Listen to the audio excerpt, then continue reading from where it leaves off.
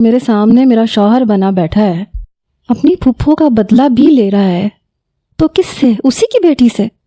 یہ کیوں نہیں سوچتا کہ جس ماں کے ساتھ یہ ظلم ہوا اسی کا بدلہ وہ اسی کی بیٹی سے لینا چاہتا ہے؟ کیا یہ جہالت نہیں ہے؟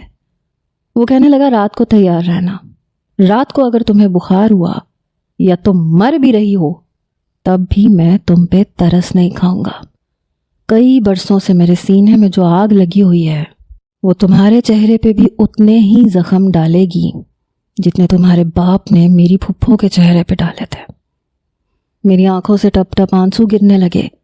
سامنے بیٹھا شخص پڑھا لکھا جاہل تھا، میری ماں پہ کیے گئے ظلم کا بدلہ اسی کی بیٹی سے لے رہا تھا۔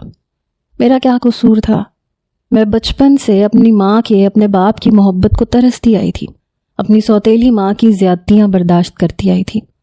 بس ایک دادا کی محبت تھی میرے لیے، وہ بھی چھوٹ گئی۔ میں رونے لگی۔ میں نے کہا میرا کیا قصور ہے؟ میں آپ کی اسی پھپھو کی بیٹی ہوں جن کے ساتھ ظلم اور زیادتی ہوئی تھی، اور آپ مجھی سے بدلہ لینا چاہتے ہیں۔ دیکھیں میرا کوئی قصور نہیں ہے۔ میری بات سن کے وہ کہنے لگا تم غفار حسین کی بیٹی ہو، اس کا خون ہو، اور مجھے اس سے بدلہ لینا ہے۔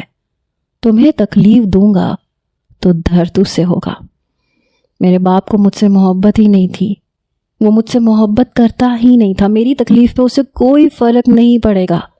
وہ مجھے کہہ کے گیا تھا کہ وہ مجھے معاف نہیں کرے گا، بدلہ لے گا۔ میں دعا کر رہی تھی کہ کاش کوئی میری مدد کو پہنچ جائے، کوئی تو مجھے بچا لے، کوئی پولیس کو کمپلین کر دے۔